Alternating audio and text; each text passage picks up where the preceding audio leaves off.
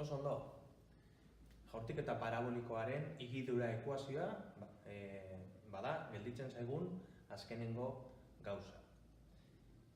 Ikusi baldin badituzu aurreko bideo guztiak, badakizu, denbora hau dela, lortzen dugun jaurtiketa distantzia handiena hau dela eta altuera maximoa hori dela. Baina, igikariaren posizioa X eta Y aldatzen artean, erlazio hori baita jakitea oso komenigarria da, eta horretarako erabiliko dugu X hau dela eta Y hau dela. Orduan, X izango bada V0 coseno alfa bider T, hemendik T izango da X zati V0 coseno alfa. Hori arraza bai?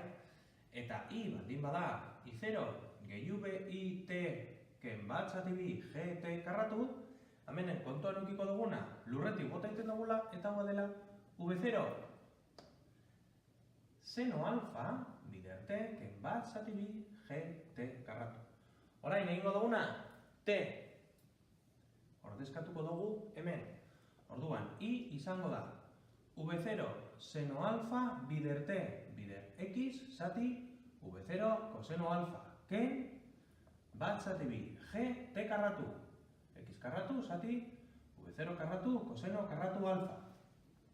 Matematika pizka bat gehiago dugu, V0 eta V0 badoaz, eta hau horrela gelditzen zaigu. Honek zer ematen dugu? Honek ematen du I badela seno zati coseno X bider tangente alfa ken G X karratu zati bi aldiz V0 karratu coseno karratu alfa.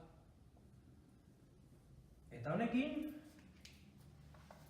badakigu I eta X artean dagoen erlazioa.